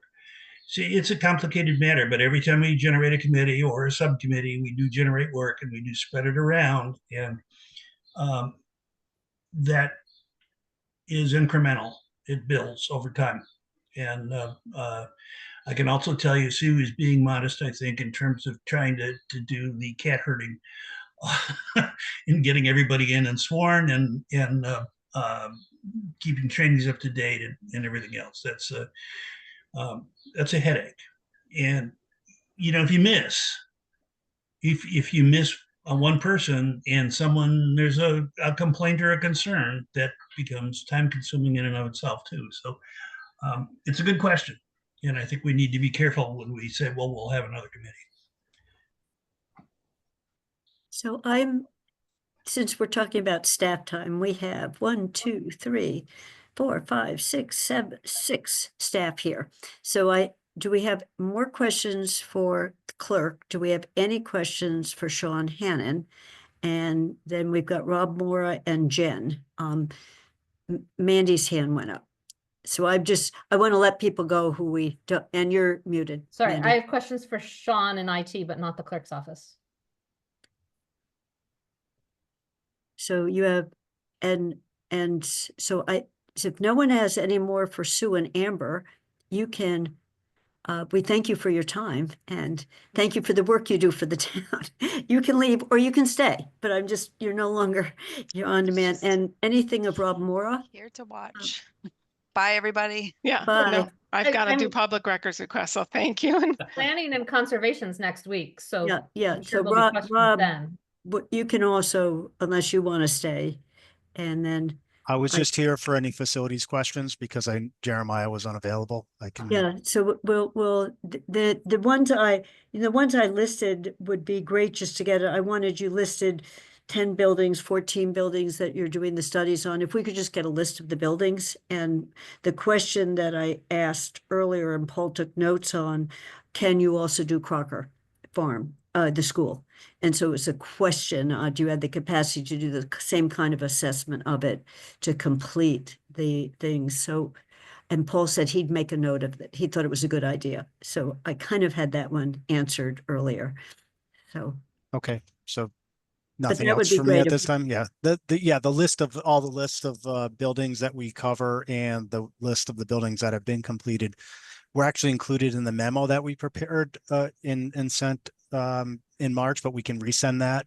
right, because what I'm remembering then is it was 10, and in the budget book it says 14. So I was wondering whether that 10 was the full list, and there's another 4 that I didn't know about. So So- I read the, yeah. Yeah, there are 14 buildings that we list as maintaining and covering, repairs and regular routine maintenance of. And then there were 11 buildings that were subject to the facilities conditions assessment project. That was a contracted project with a vendor. So those are two different numbers, but the 10 to 14, I think, is the number of buildings that we actually work on every year. Okay. Yeah, I had a question. What were the 4 that were added in FY24? The 4 that are new to the list that didn't show up in prior budget reports, and I'll just say that when I started helping years ago, when it was a townwide facilities department, there were only 7 buildings on the town side. So I'm not sure what year you would be looking at exactly, but the 4 most recent include the Hickory Ridge buildings, the Animal Control building, and North and Central fire stations that were not typically or in the past managed or overseen by the town facilities department. Okay, because I'm just looking at the budget book on page 113, and the number of facilities managed jumps from 10 to 14, and the square feet maintained is doubled. And so there's got to be some bigger buildings in there. There are, yeah. So I think what explains the most of that is Jeremiah a couple years ago started doing a lot of work at the garage, the Boltwood garage, which is a giant number, 50,000+ square feet. So I think that's probably the one that's made the most difference in addition to the fire stations. Okay. And there was in the discussion, or they talked about as a challenge that we're seeing more evening use of buildings. And I'm wondering what buildings are being used in the evening that weren't being used before. I'm not maybe- sure. Yeah, I don't think that they haven't been used before, but maybe it's slowed down quite a bit. The Bangs obviously, gets a lot of use off regular hours for our staff, and the Munson building gets a lot of activity both in the upper and lower spaces. And then the most recent, the new space that we're responsible for is the North Amherst Library space. That is just, that's only months, I think, of being live with reservations. Well, this goes back to FY24. This is what I'm looking in the budget book. It ends at FY24. So Yeah, so just the usage started picking up following COVID. I think from what I remember back, before 2020, the Bangs center was used quite a bit in the evening. And I think we shifted around staff where we used to have late night coverage there, more custodial staff on site at the Bangs, and that position ended up covering town hall, and there was some extra buildings taken on Munson and North Amherst where we need to provide part-time custodial staff as well. So those individuals move around throughout the week and just kind of spread out with the same core group that we had or number of employees that we had. Mm-hmm. Okay. I was just curious as to kind of what was happening, but thank you. You're welcome. So I think those are the questions for you, Rob. And then Mandy said she has one of Sean. So again, if you would like to leave us, we thank you very much for your time. Thanks, everyone. So Sean, two questions for me. Yeah. Hopefully you can answer them both. Yeah. The first one is they're in the service levels, which is on page 101, I guess. There's a huge, more than quadrupling of YouTube channel views just in FY23. Yes. Talk about that. Yeah. So thanks for sending the questions over ahead of time, because it gave me a chance to look at this. So I don't have an answer for it, but what I can do is I can share with you. I did take a screenshot through the reporting we have. Does that show up for you? Yes. Through the reporting we have of our YouTube views. So you can see these are the top 5 events, or the top 5 recordings on YouTube for FY23. And you can see the viewer numbers. So Board of Health meeting on May 11th. I should know what was discussed then, but there were 5,200 views of that. Finance Committee, May 26th. I guess the Finance Committee meeting must have been interesting that day. 2,300. So you can see these are the 5 most heavily viewed items in FY23. And then you get up to FY24, and the most heavily viewed item had 428 views. And that was the African Heritage Reparation Assembly, followed by the Town Council on March 4th, at 226. So I guess I don't have an answer why the numbers went down. Just that it does seem legitimate. I went through and looked. I looked when we were putting the numbers together for the budget book, just to make sure, because there was such a dramatic change, to make sure I reran the numbers from FY23 to make sure that I didn't make a mistake that time and misreport the number higher than it should be. And these are different than Zoom meetings, right? These are the YouTube. Yeah. So what happens is all of our meetings are recorded in Zoom, and then weekly somebody in IT takes those Zoom recordings and uploads them to YouTube and puts them in a channel. So it's possible, I could work with Athena on running the reports on our Zoom viewership. It's possible that we saw more live Zoom viewership in FY24 and less after the fact in YouTube.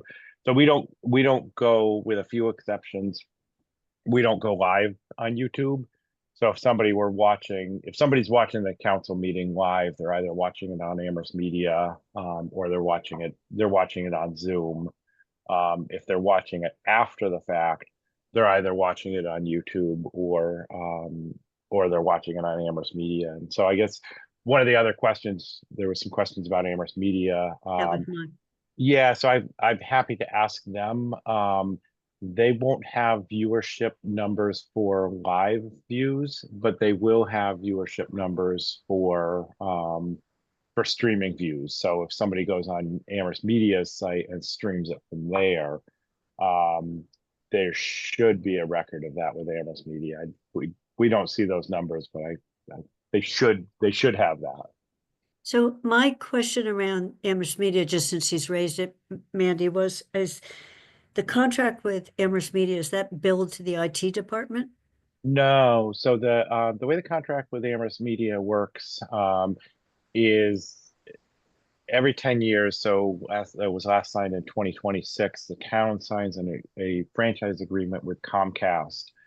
And part of the agreement with Comcast is, this was in 2016, was that 5% of the cable TV subscription fees, 5% gets added onto that for the subscribers as a franchise fee.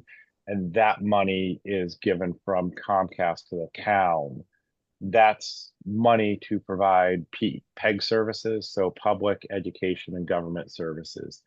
And then from there, it was the select board at the time negotiated a contract with Amherst Media to essentially to turn that money over to Amherst Media to provide those services. So under the current contract that expires in mid-October 2026, Comcast pays money. The Comcast subscribers in Amherst pay money to Comcast on their bill. That money goes to the town. That money is then given to Amherst Media to provide these services, to provide the PEG services. So the town doesn't pay, the town itself doesn't pay for Amherst Media, but the subscribers, Comcast television subscribers in town do pay through their cable bill. They pay for those services. We don't pay any more or less, we don't pay any less if they don't cover more meetings. The town manager under the current contract, because they got shifted with the charter, the town manager can request additional meetings be covered, and it's up to the town manager and Amherst Media to negotiate if there's an additional cost for it. And the specific one I had, but you won't be able to answer this, is the value added of having Amherst Media cover the finance committee meetings. And it would be mainly if someone is at home at 2:00 in the afternoon wanting to watch us. Because otherwise not on Zoom.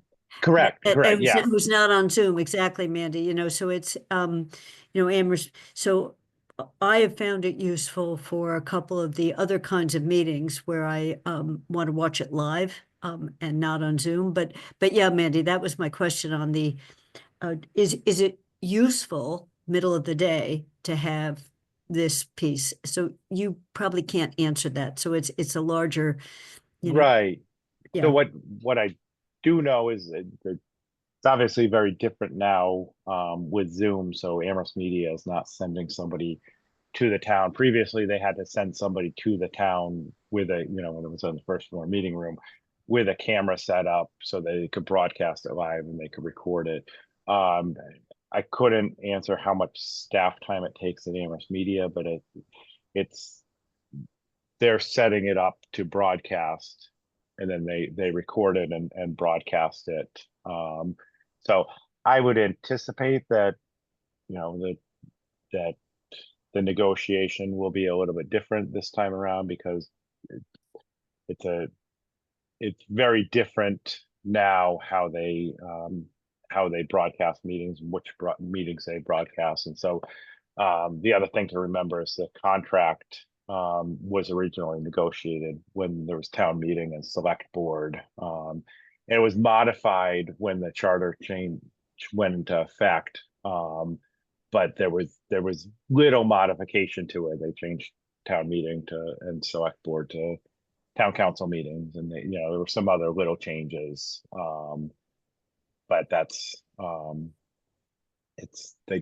they're not sending staff to record and broadcast meetings. And in the same sense, if somebody wants to access the finance committee meeting now, they can do it through Zoom and they can do it through YouTube, whereas previously they either had to be in that, they had to squeeze into the first floor meeting room where there were probably 3 extra seats, or they had to watch it on TV.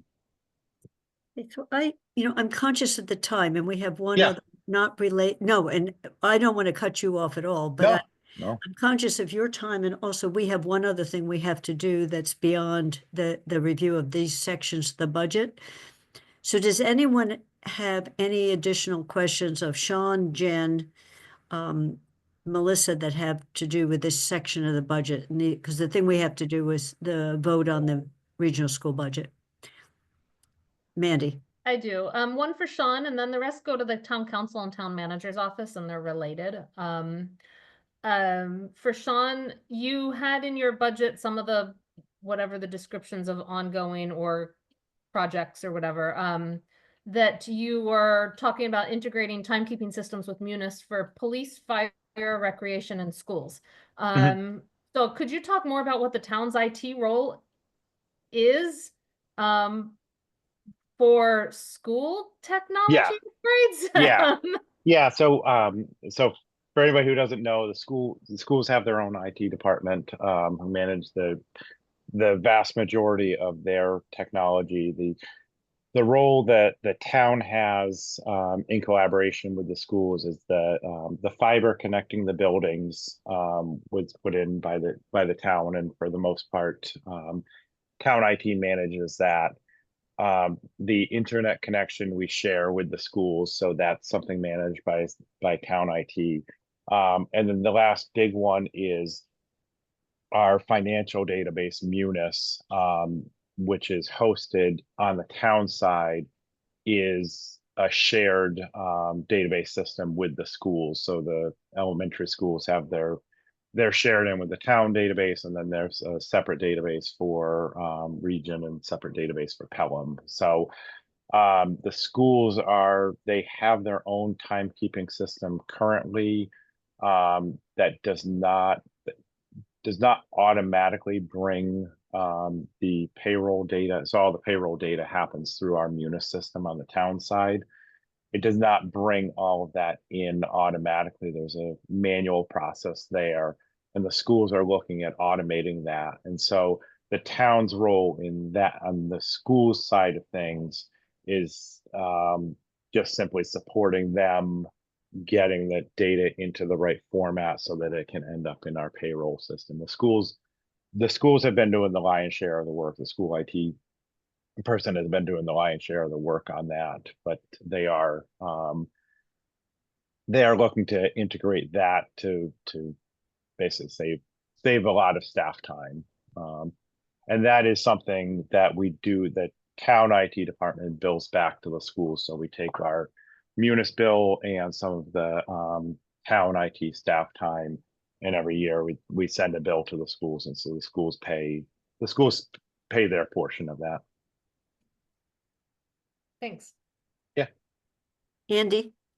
Yeah, Sean, you mentioned Amherst Media and Comcast, and the fact that the contracts are nearing an end. You don't have that in the upcoming objectives section for things that are coming, but that's going to be yeah. I think that's going to be a fairly major problem this year because there's been so much change in the industry. Yeah, no, that's a good point. I think there was talk about it going in the town managers upcoming things, but I don't think it made it in there. So it is the last time I luckily and Andy was pretty heavily involved in it last time too. Had the joy of going through it last time as select board, and then Andy was also part of the negotiation committee as a select board representative. So it is a big process. It is going to be starting soon because it does.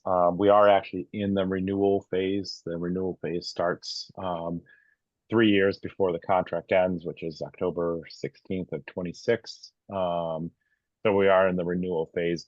One interesting thing that we do get out of that is there's an ascertainment process that Comcast that the town does with Comcast, and Comcast as part of that will survey town residents, town cable subscribers, and they will ask questions about their viewership of the three PEG channels. So at some point, I would expect probably in the coming months, we should get a report from Comcast that shows basically satisfaction with Comcast, satisfaction with Amherst Media, how often they view stuff on those channels. So that will be interesting to see, and we'll be able to compare it to last year. Andy, Yeah, it is in the they- town manager's budget on page 79 as an objective. Okay, perfect. Okay, yeah, that is helpful.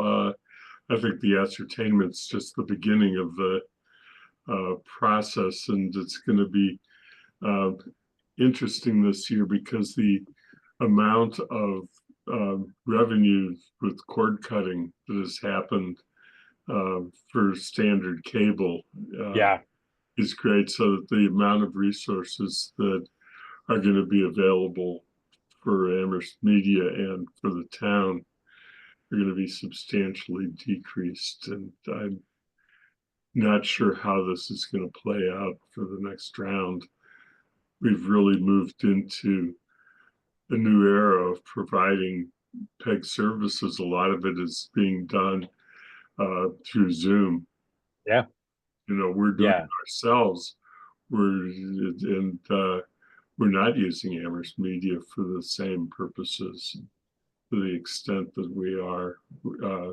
So it's going to be, we're really in a different era. Yeah, I agree.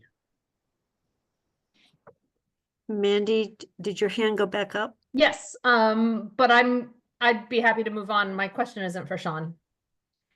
So- Okay, and is there any other question of Sean, or Sean can leave? Okay, there was one more question on the list that I have a really quick answer to if you're interested, and it was just about notes. There was a question about for both DEI and IT for staff transition savings. And so there was, if you look at our personnel budget, it's slightly down this year compared to previous year. And that's simply, we had somebody, our information specialist left last year, and we hired a new one this March. And that person is at a lower step than the previous person. So that's why you see a savings there. Thank you. Yeah. Thank you. So my final question relates both to the town council and the town manager office's budgets, particularly with payroll. 3/4 of the clerk of the council's salary is in the town council, 1/4 is in the town manager office, and the town council payroll number is increasing by $11,000+ presumably all 3/4 of the full salary because our stipends are not increasing this year. The other 1/4 in theory should be in the town manager's office, but the town manager's office total salary increase is only $4,000. And that is supposedly supposed to include the manager's 3% increase in salary, as well as the other 2.75 or 1.75 FTEs in the manager's office, as well as the clerk of the council's 1/4 salary. And I just don't see how the math works amongst the two. So I would like an explanation as to how the town manager's office payroll number is only going up $4,000 when I do the math can't include all of the step and COLA increases that the council has voted for the manager, and then presumably the other 1/4 of the clerk of the council's salary increase, as well as the assistant town manager and another 0.75 FTE. I just don't see how it works. So can someone address it? Yep. So I can address it if you like. So part of the savings that you're not calculating there is the Sam is 3/4 in that, the communications person, and that position was held by Brianna, who had been here a long time. So she would have been at the top of her range, whereas Sam probably didn't come in.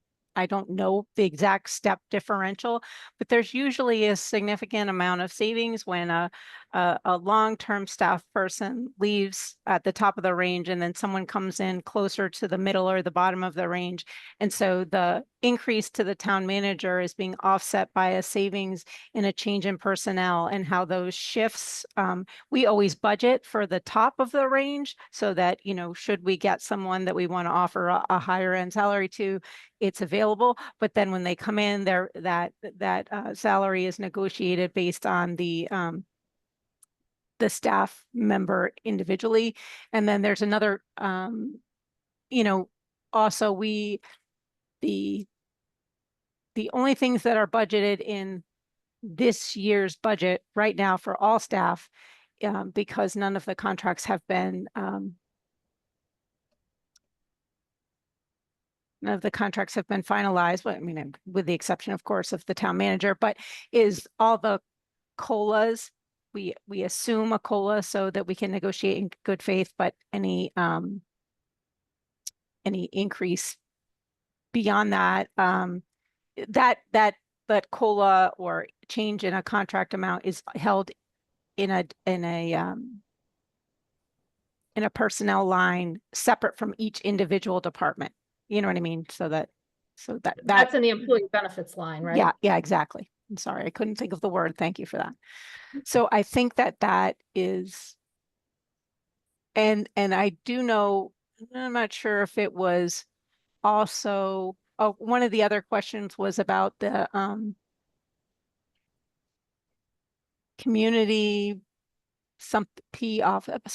community. Oh, CPOs.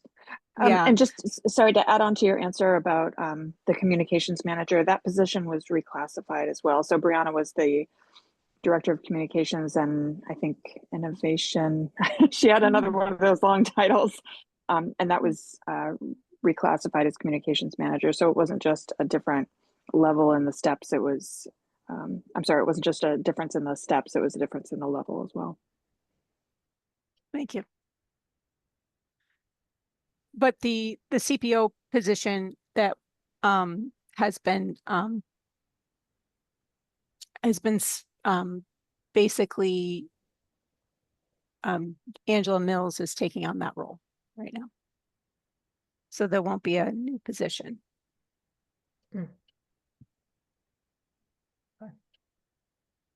I think, I think that covers this, and Jen can either stay with us or not, but the other item we need to do today, because the council has scheduled a vote on the regional school budget, is we need to have either a very quick discussion or just a motion to recommend an action by the council on the regional school budget, the operating budget. We've already taken care of the capital budget. And I'm seeing Mandy's hand is up. I don't know whether it's in response to this, but this was on our agenda and it's on the council agenda. So Mandy. Yeah, I can do a motion. I would like a quick discussion after the motions. And there are two, I believe, so that I can write this up since I'm the person writing up this report, get a little idea of why the motion's going the way it is. But I believe there are two motions to make. So I'll make the first one, which is to recommend the council separately consider and act on financial order FY 26-02. Well, what is that? The Amherst Pelham Regional School District FY 26 budget and appropriation of the town of Amherst share pursuant to Charter Section 5.5C. That was a long enough detailed motion that if you've written it out, maybe we'll put it up on the screen. Well, I had it shorter. I tried to add a title and I don't even know the title. It was recommend that the council separately consider and act on financial order FY 2602 pursuant to Charter Section 5.5C. And when you say act upon, do you mean approve? No, that's a second motion. This is the section of 5.5C is the section that allows the council to with what is it?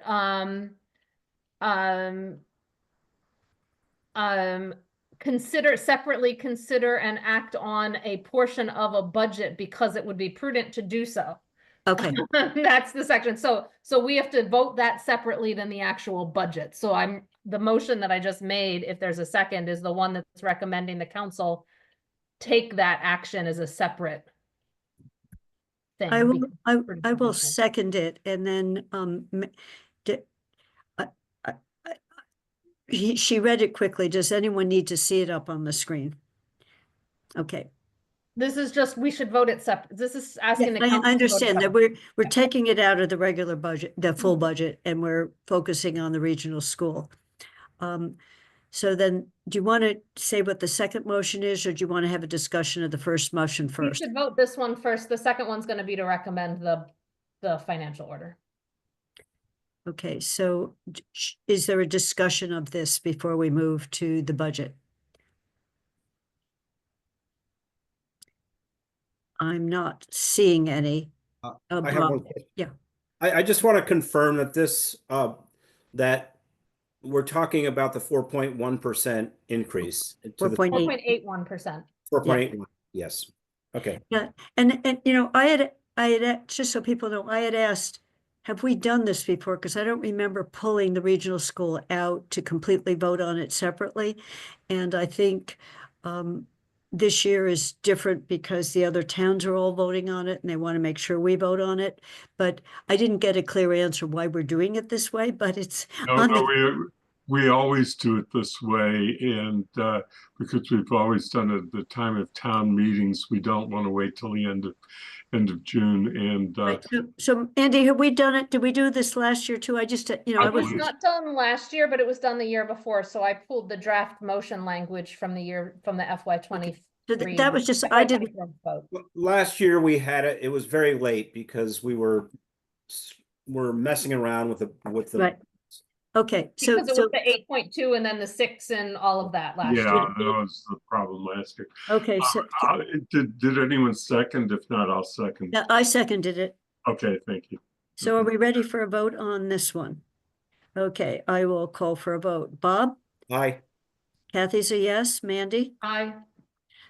Bernie? That was, you're gonna have to unmute so I can hear you. I could see your lips. Yeah, the space bar is not working. Support. And Andy? Yes.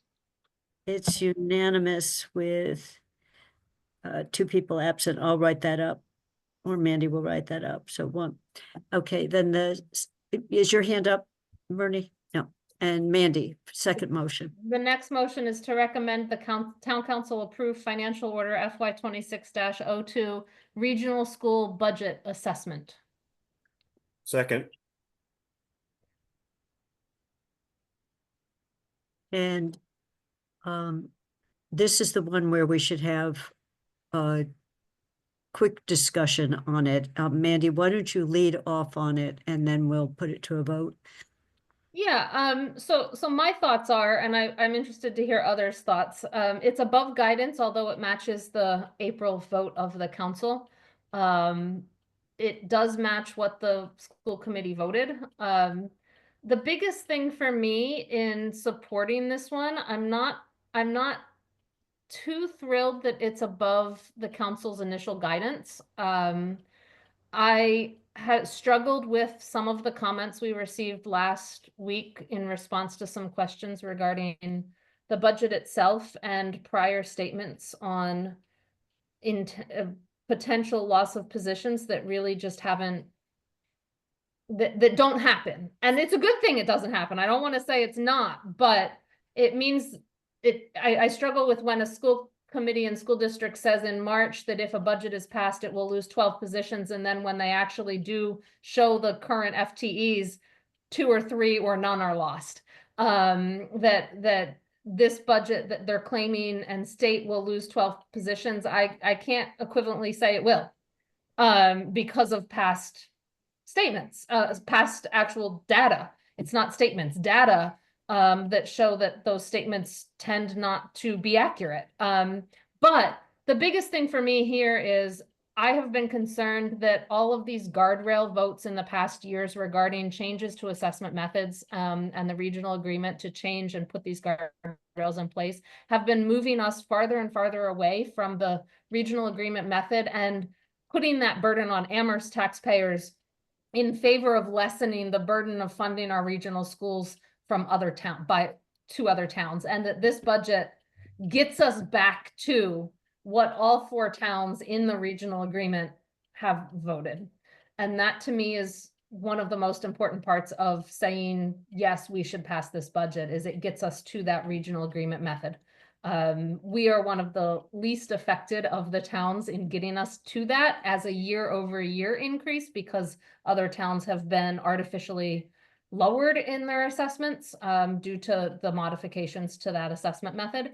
And so they're stepping up. I feel like for comedy, we need to too, but I'm still not happy that it's not within our guidance, our initial guidance. So does anyone, I have a comment, and Mandy has offered to draft this so that we'll have a report, but I agree with what you just said. And what I would like to do in the report is not just talk about the 4.8%, but talk about the share of the budget that Amherst will end up paying for, to point out that is roughly, it's not exactly equal to the number of students, our share of the students, and that the others will be roughly equal. So it's not that we have moved money onto other towns' budgets, but we're more in line with, if you're 5% of the enrollment and you're 78% of the enrollment, whatever. So I'd like to just put those, and we have, Mandy, there in one of the background pieces, and I still have it, I think I saved it. We had the rolling 5-year average of the actual enrollment that gives you, separate from the regional agreement, gives you the people share.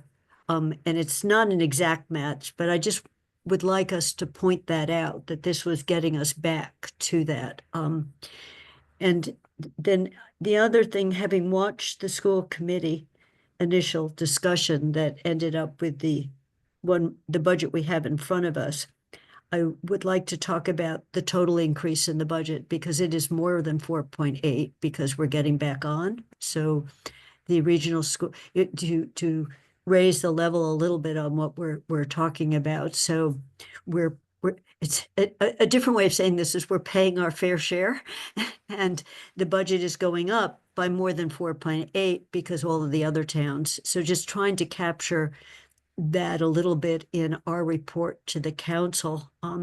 So all the counselors understand this. You know, we had just not everyone, well, Bernie wouldn't see, but we had a recent public comment saying, well, we're only Amherst is 4.8 and someone else is 14. And so, you know, why aren't we paying more? Because there wasn't an understanding of the shares. So I just would like to make sure we write enough about the shares.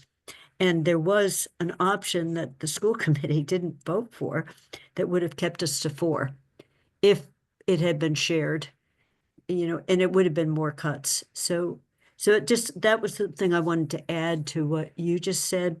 And we didn't get a clear answer about the ability of students to walk across the road back and forth and take classes at one or the other schools.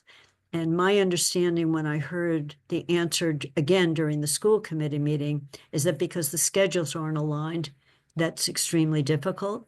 So I'd like to just make a comment on that you can't use resources as efficiently as you might for the extra courses if you could get to a certain level of student enrollment if you allowed the students to move back and forth with the same number of teachers. And this is more music, art, languages. So I'd like to just put that should be a goal of doing it. And if we ever were going to move the middle school into the high school, they'd have to be aligned, you know. So I just like to we had that discussion briefly, and the answer was the teachers can move back and forth, but the students can't. So that would be the other piece I would want to do, that, you know, accepting this because the school committee did and the other towns have voted on it, and it's a way to move this forward. So I see Bob's hand is up. So I'm comfortable voting yes for this, by the way. Yeah, I'm comfortable voting for it for the reasons that Mandy had stated. But I do wish to pose a concern, which is the overall increase of the budget is 6.5%, which is unsustainable. And I don't know what we're going to do next year, but we can't increase 6.5% next year. I mean, I think it's very important to get this, whatever whether it's a reconfiguration of the budget coordinating group or whatever, we've got to get this thing moving so that everyone has a common understanding of what the schools need and how we're going to provide it. And I agree with you, Kathy. The idea that, I mean, scheduling is, I mean, you can fix scheduling. I mean, when my kids were going through the schools, there wasn't a schedule difference. And they did fine. So I don't know what the issue is, why they've changed the scheduling different, but that's just something that we're imposing on the students. It's not the students that are imposing on us. My understanding was that there's a team model in the middle school, and somehow the way that's set up but yes, I'm not even talking about the curriculum, other than it's not a good idea to not have them aligned. Right. Yeah. It makes no sense. And, anyway, so, there was when my kids were in high school, my younger kid, they started with 2 study halls, to instead of 1 study hall. So they were cutting back, but maintaining a certain schedule. And, both he and his older brother took classes at one at UMass, one at, I think they both took them at UMass when they were in seniors. So, again, that part of the equation also needs to be emphasized, that we have these others, we have these great colleges, great college and a great university, within walking distance of the high school. And we should be able to figure out how to use those resources better than we do. Bernie. Yeah, and those resources from the colleges are something that I think that they could be generous with, without getting into the whole mandated payments kind of thing. I mean, it's something that they could do in reasonably well, I think, and would provide a genuine contribution. One of the things I would like to suggest is is that there's been a number of discussions about having sustainability committees, or this committee or that committee, or a 15-person committee. I would strongly suggest that we not have another committee. I would think that the town manager and administrators and the superintendent should sit down with both the local services folks at the Department of Revenue and the appropriate staff at DESE, and ask DESE and DOR to take on a study of the funding and the funding situation and the ability of the towns to raise revenue, to take that on and report back to the towns. That takes a lot of the politics out of it. That takes a lot of emotion out of it, because then you get 2 pros, if you will, or 3 pros, or however many DESE and local services chooses to assign, to do an in-depth study. It might take them a year, but they've produced some pretty good studies, I think. Local services have. I've used them, and I think they're very skillful people. So rather than try to do it ourselves and get into pitching accusations or stances back and forth, let's see if we can get those resources to bear, bring some attention to the funding problems, because I do agree with Bob. It's been said over and over again, we can't continue to have 6+% increases and hope to continue to finance the whole municipality, never mind just the schools. So that would be my section. I'll support this. I'm not happy, as I agree with Councilor Haneke, that I'm not happy that they've gone over the guidelines, but I think that was, that handwriting was on the wall right from the start of the budget discussion. So this is a reasonable compromise, and I think I can end up supporting it. Is there any further discussion on this? Andy? Yeah, I mean, I tend to generally agree with all that was said. And the reality is that there's politics involved with the school committee. There's politics involved with the other three towns. And what happened in the end that brought the number down for Amherst brought the number up for Pelham and Leverett. And so fairly substantially.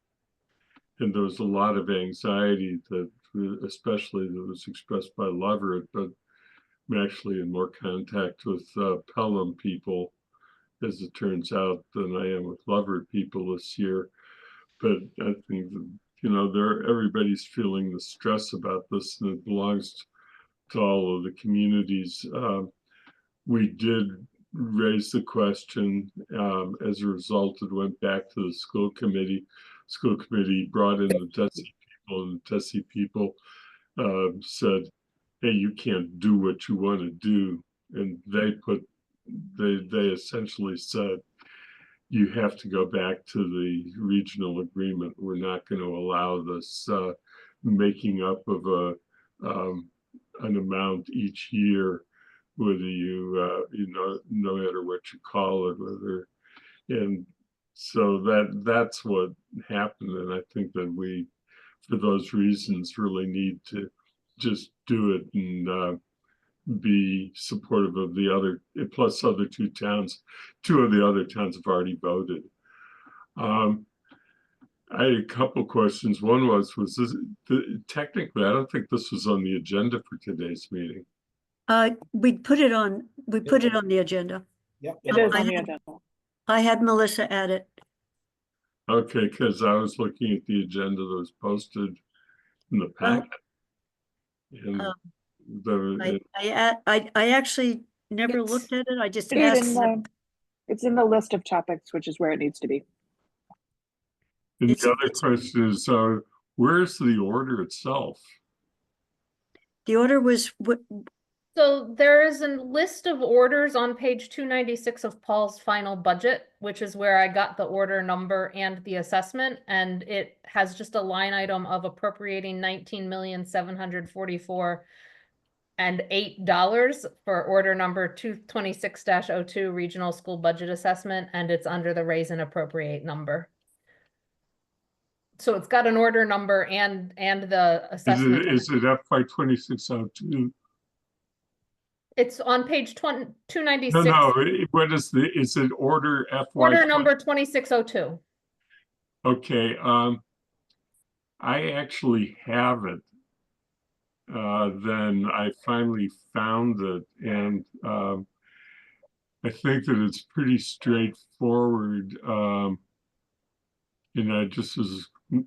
It's only really a sentence that the town approved the fiscal year 2026 Amherst Pelham Regional School District operating budget of $37,077,171. And the town must be assessed, and it gives the number $19,744,008 based on the unamended Amherst Pelham regional assessment method of an increase of 4.81%. And to meet that, such appropriation authorized the town to raise in the same amount of money. The reason I went through that all is that I raised a question at the council meeting that no one had an answer to, which is, do we this year not have to vote on the assessment method itself? And I think that the answer is coming out yes. And that, because that is, no one's provided us an order to that effect. Andy, in the past, there was a vote to amend the assessment method. This year, there's no amendment to the assessment method. Like you read in the order, it's the unamended assessment method. So we don't need a separate vote. Okay. So I just wanted clarity on that. So I think that we're set. If people want to actually see the order, I can share screen, but it's not necessary. So Andy, if you would send it, if you have found the wording of all of that, if you send it, we can attach it to the report, and it will have to be in the council packet in the format that it needs to be in the council packet as well. I think that it was actually in. It might be in the council packet. It's been in a prior council packet. That's how I found it. Right, because I will send it to you immediately after we adjourn. yeah, I'm just saying that, Mandy, I think it would be good to do that. And then we have, the other thing that I think is useful is the request that came to us shows the total budget. You know, where the 4.8, I'd like to have both those documents in our report. So then when we're talking about the total budget is going up by such and such, people can see what we're talking about. I just find it useful not to refer to something that's in a packet somewhere. So if everyone's okay, I know it bulks it up, but the words in the report can be short, but the documents will tell people what we're talking about. So any other discussion? If not, I will call for a vote. Bob Hegner. Aye. Kathy is a yes. Mandy? Aye. Bernie? Yes, support. Support. I got it. And Andy? Yes. So we will record the vote. So thank you, everyone, for staying over. My watch says we're 10 minutes over, but I thought this was a really terrific discussion on a report. And Mandy has offered to do a draft, and we'll try to get it back to, today is Tuesday. We'll get it back to everyone to just check the wording on it the way we always do with reports before I submit it to the council. Is there anything else? The one request. It probably won't come till tomorrow morning, Kathy, because I forgot I had something going on tonight. I don't think, you know, instant gratification is not necessary, but that. It's almost written. It just needs some stuff added and tweaked. So I already put this out to everyone, and then Bernie said, if you want him to consolidate, to the extent we can get the questions, those of us who don't have an assignment for a section, if we're reading it, Mandy seems to be reading the whole budget book, which I'm eternally grateful for, get the questions to the person who does, and to the extent we can send a consolidated thing through to Melissa rather than asking staff to merge two lists. So then people won't get, you know, we didn't do that with the safety group, Andy, so they got two separate lists, but we'll try to do that going forward. And then if there is general agreement, once we get that consolidated list, we'll make sure everyone sees it on the committee, and we'll post it in the packet. So with that agreement, I just want to make, that's a process agreement. So I think we're ready to adjourn unless anyone has any remaining. Thursday is the 15th, so it's a 4 o'clock meeting. It's our one off to avoid colliding with TSO. And so we're there with public safety. I will look for a motion I'll make a motion to adjourn. Also move. Okay, and I'll call for a vote. Bob? Aye. Kathy's a yes. Mandy? Aye. Bernie? Yes. And Andy? Yes. We are adjourned. And thank you, Melissa and Athena, for staying over. Thank you very much to everyone. We are adjourned. Thanks. Bye.